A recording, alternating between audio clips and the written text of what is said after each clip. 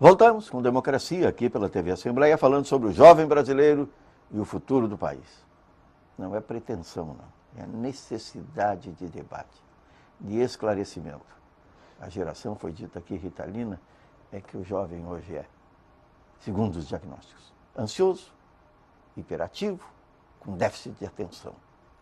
Isso tudo tem causa, mas a doutora Laura foi interrompida, complementa o raciocínio, e depois, por favor, fale sobre essas questões, ansiedade, hiperatividade, déficit de atenção, se isso também não é novo. Eu acho que essa questão com a qual tu começa esse bloco tem exatamente a ver com o que eu estava falando no final, não é?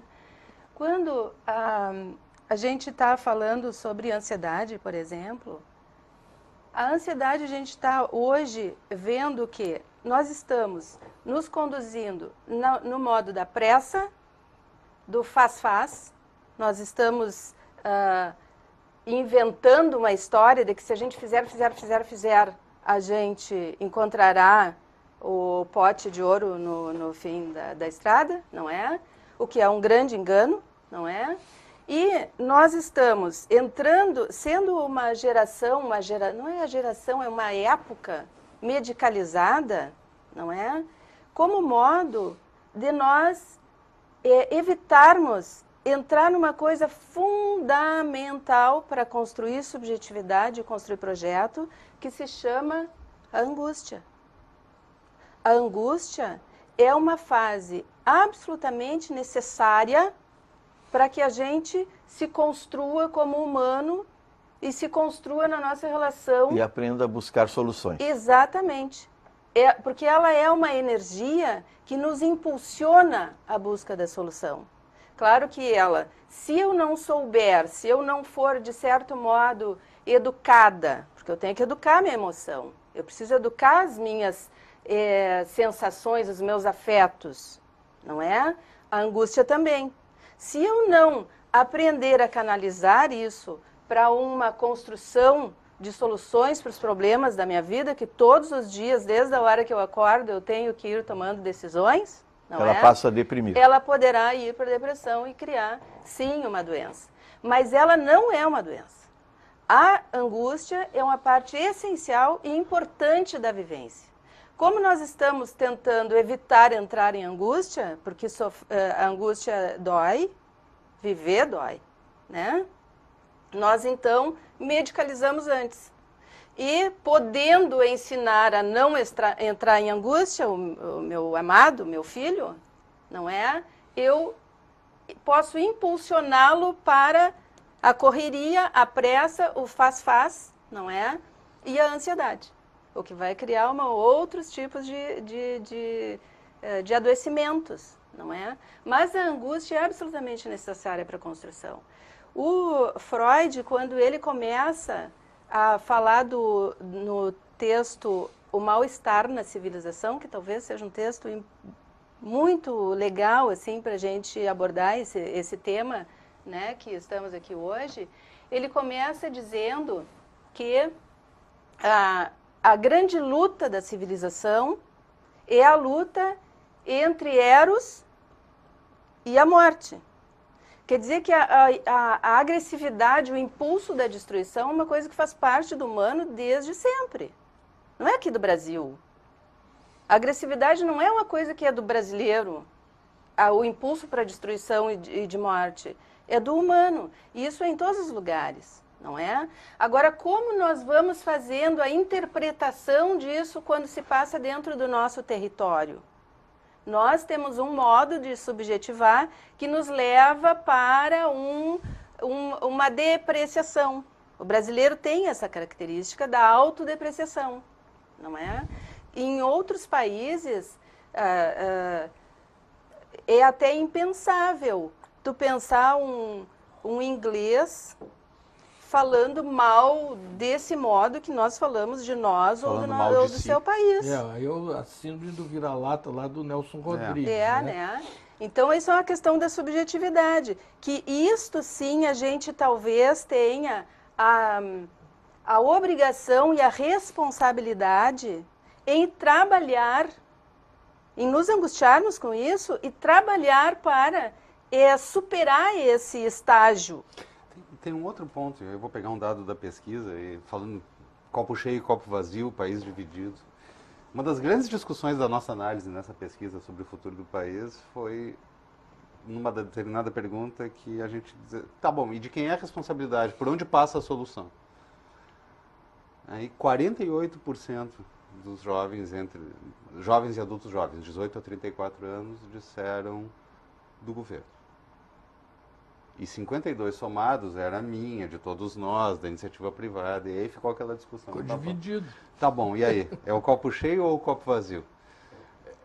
Olhando pelo copo cheio, 52% acham que não é do governo. Puxa, que legal, é de todos nós.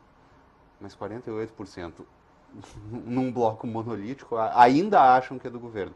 E aí, de novo, para mim tem esse problema. A gente foi forjado numa situação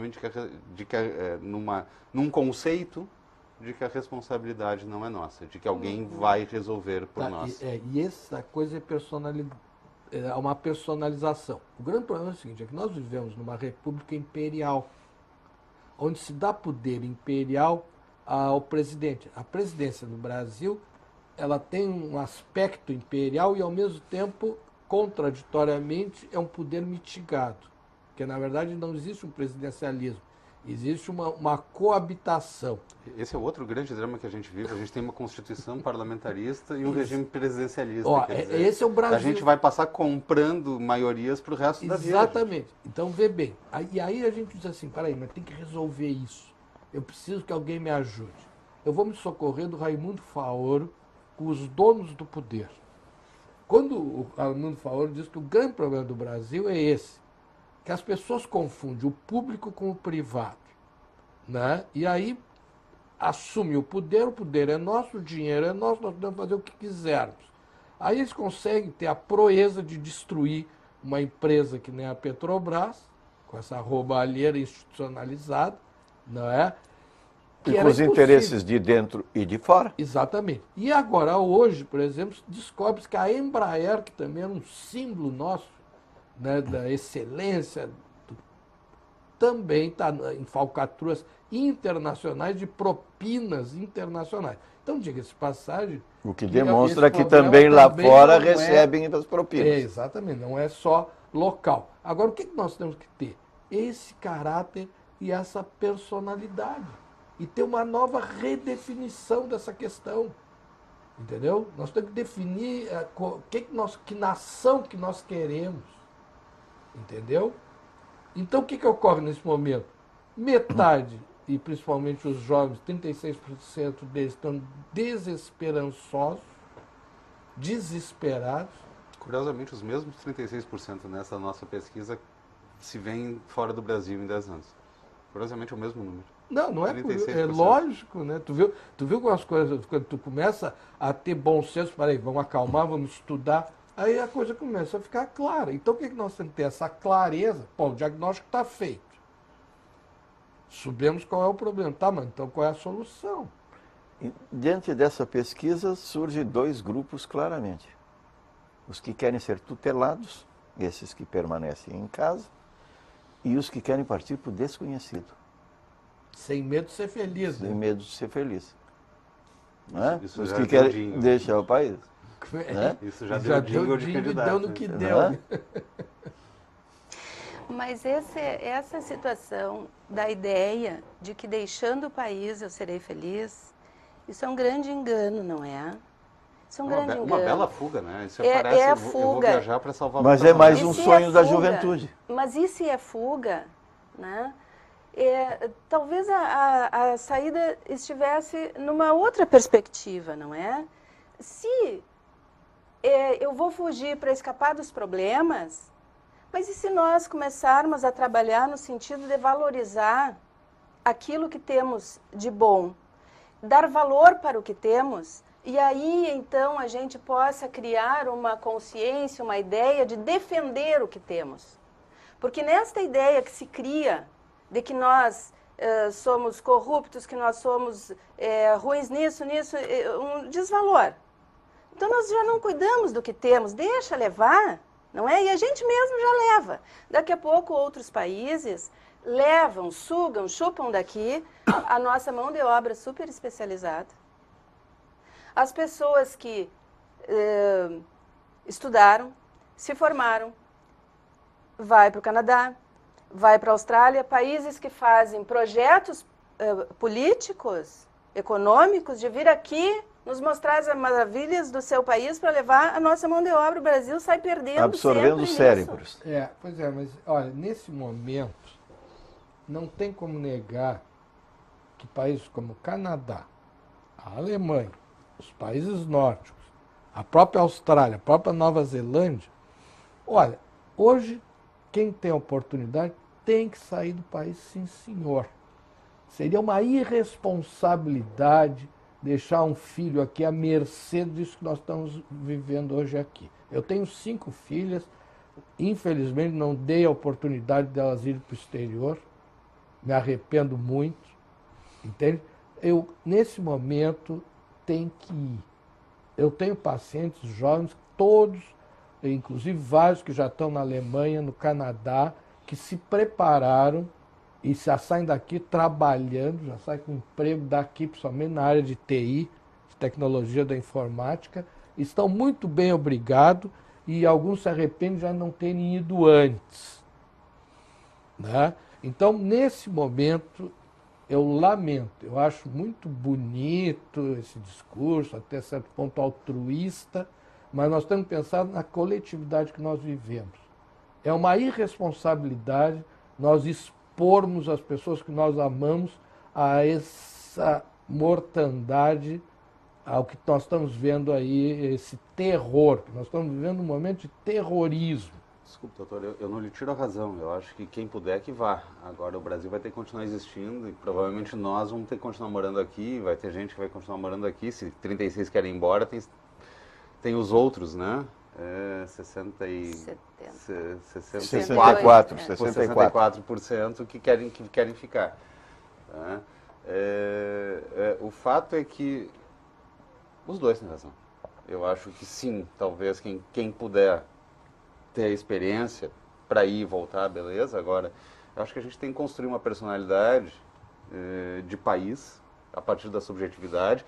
Acho que talvez o grande plano fosse tentar entender, já que a brincadeira é o melhor do Brasil é o brasileiro, tá bom, do que isso é feito?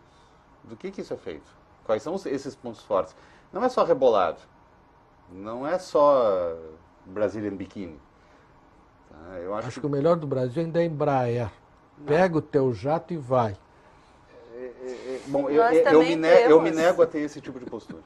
Nós também temos, eu acompanho muitos pacientes que começam a sua análise aqui comigo, depois vão para o exterior, muitas vezes continuam sua análise nesse período que estão lá, não é? Retornam, continuam o seu tratamento e o meu testemunho nesse sentido é de que o sofrimento humano ele não será resolvido apenas pela questão do emprego ou do dinheiro, não é? E o sofrimento a pessoa leva consigo e lá criará outros, porque viver como estrangeiro não é uma coisa fácil. Mas a gente pode ir e vir. A questão é de segurança, é tu poder caminhar na rua, como disse o Wilton, às 11 da noite, tranquilamente. Pelo amor de Deus. Olha, eu não vou porque não posso, mas se eu tiver condições, meu sonhado ano sabático, mas eu saio na hora. Pego o avião das 22h30 no Salgado Filho e às 10 da manhã estou em Lisboa. Não, mas ok, gente, são duas discussões diferentes. Uma delas é pontual. Eu acho que, assim, de algum jeito ou de outro, tem que se resolver o problema da violência, seja por prevenção do que vai acontecer no futuro, seja por repressão do que está acontecendo no presente. Isso não é projeto de país, isso é uma emergência. Tá? Ponto. Nova linha. Eu acho que, no caso de Porto Alegre, muito pontualmente, a pior violência que a gente está sofrendo, alguém escreveu isso esses tempos numa coluna, sei lá quem foi, nos apartaram da cidade, a gente está separado da cidade, a gente perdeu o direito de aproveitar a cidade. Eu tive recentemente em São Paulo, na Cidade do México, eu corro, não sou um grande corredor, mas eu corro 8 quilômetros, 10 quilômetros, correr num domingo na Avenida Paulista transforma São Paulo numa cidade mais humana que Porto Alegre. Correr no Passeio da Reforma na Cidade do México, num domingo fechado, o Passeio da Reforma, numa cidade que tem um trânsito horroroso, transforma aquela cidade de trânsito horroroso e poluída numa cidade mais humana do que Porto Alegre. Porto Alegre perdeu o cheiro de churrasco de domingo, sabe? Porque tu não tem mais direito de caminhar na rua e sentir. Então, isso é uma questão pontual. Isso não tem nada a ver com o futuro, isso é presente. Isso é uma emergência. A gente está comendo mosca para não dizer outra coisa. Ponto. Tá? O fato é, o que vai se fazer daqui para frente? Quem quiser que saia, beleza. Quem puder que saia, ótimo, não tem problema. E traga essa experiência para nós de volta. Ótimo, mas que país será esse? O problema é que a gente não para pensar que país será esse. E a gente continua, quando começa a discutir questões outras. E a gente cai na divisão. Gente, assim, ó, tá faltando ser... Primeiro, está faltando um motivo para ser brasileiro, portanto, a gente não tem uma identidade nacional. Portanto, a gente não é uma nação. E se a gente não for uma nação, não adianta ser um país, porque um país é um conjunto de obrigações. Mas é isso que tem que ser definido. Só que aquela nação que um quer, a divisão, né? E isso é comum também, não é só aqui. Por exemplo, a Espanha agora levou quase um ano para montar um governo, porque é tão dividido que não consegue nem montar um governo também. Mas a Espanha também é um país de várias nações. Talvez ela se admita é a procura da identidade de cada um. Eu acho que é isso que está... diferente. Sabe o que é? Que antigamente, na Guerra Fria, nós tínhamos o comunismo e o capitalismo. Ponto. Outro é de um lado, outro é de outro. Era mais fácil odiar. Era simples, né? Agora o que acontece? Vamos dar um exemplo aqui de Porto Alegre. Nós estamos num processo eleitoral que o mesmo campo está se degladiando. E está muito estranho. É ou não é? Porque se esperava que ficasse aquela coisa Grenal nossa, aquela rivalidade. Né? Então as pessoas ficam perdidas, elas não sabem qual é o rumo. Então nós temos que definir esse rumo. Eu acho que, falando especificamente de Porto Alegre, não vou entrar na questão eleitoral, até por uma questão de lei. Até porque não pode. Até porque não pode. Eu acho que Porto Alegre, voltando à subjetividade, Porto Alegre transpirava a subjetividade nos anos 70 e nos anos 80. Tinha uma cara. Gente, música feita em Porto Alegre tinha áudio e identidade. A gente sabia que aquilo tinha sido feito aqui. Era um horror, né? Diga-se de passagem. Não sabiam tocar nada, um desastre, e aí todo mundo achava maravilhoso. Não importa. Aquilo soava... Mas essa é a questão da felicidade, né? Gosto é gosto. Mas soava... Gostos e colores... Horrível. Aqui, soava liberdade. Não, pior que era mesmo. Não, mas o que era legal era isso. Então tinha que ser saudado. Os caras não tocavam absolutamente nada. Era um desastre. Não sobra nada dessa música de Porto Alegre. Uma verdadeira porcaria. Não sobrou absolutamente nada. Sobrou o quê? Cleito Cledir, talvez, né? E ponto. Mas o que importava é que todo mundo ia ali para Oswaldo Aranha, aquela região ali do Ocidente, aquilo era uma festa. Essa é a grande verdade. Isso que era o legal daquilo. E era um troço muito louco. Os caras faziam 2, 3 acordes e achavam uma maravilha. O rock gaúcho, isso é um lixo, mas era uma farra. Mas era a nésica de liberdade que existia. Exatamente. E era bem aproveitado. E os caras aplaudiam, os caras adoravam. E assim, eram verdadeiras multidões, porque nós estávamos aqui, não tínhamos como sair daqui, e é o que tinha. E isso era o bacana. Né? A questão da revolta e tal, mas a qualidade era execrável. Isso é uma questão de juízo de valor, só voltando, tá? A gente tinha uma identidade, existia uma cara. Podia ser boa, podia ser ruim, mas existia uma cara. Porto Alegre perdeu, inclusive, a cara. Porto Alegre perdeu o cheiro. Pode falar. Essa é uma discussão interessante, né? Porque aponta para o nosso conceito de liberdade, o nosso conceito de felicidade, né?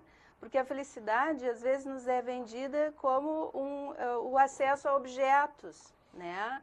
Às vezes a gente acha que liberdade é poder ir e vir em determinado horário ou outra situação, não é? Mas liberdade é mais do que isso, não é? E felicidade também não tem a ver exatamente com objetos, mas ela pode ter a ver com objetos, né? Se eu tenho acesso a uma torneira na minha casa que da onde sai água, isso pode me fazer assim mais contente, mais confortável e mais feliz. Quer dizer, uma torneira que sai água, estamos falando de um objeto, né? Não precisa ser só um carro ou um celular, né? A liberdade do mesmo modo. Agora, isso são noções que precisam ser conversadas, trabalhadas e construídas. Ainda que eu tenha que definir aquilo que para um é negativo e positivo, para outro é outra coisa, não é? Conviver com as diferenças de opinião, de desejo, de perspectiva do futuro, isso é uma coisa pela qual a gente talvez tenha a responsabilidade, não é? De também construir um discurso nesse sentido. Como também temos que construir em relação à nossa casa, a nós mesmos, a nossa casa, a nossa cidade, o nosso país, não é? Quando Freud fala ali que para construir a civilização, o que entra em jogo é a questão do eros e da morte, ele está dizendo isso, que a cidade precisa construir instrumentos para lidar com as energias destrutivas do indivíduo, não é?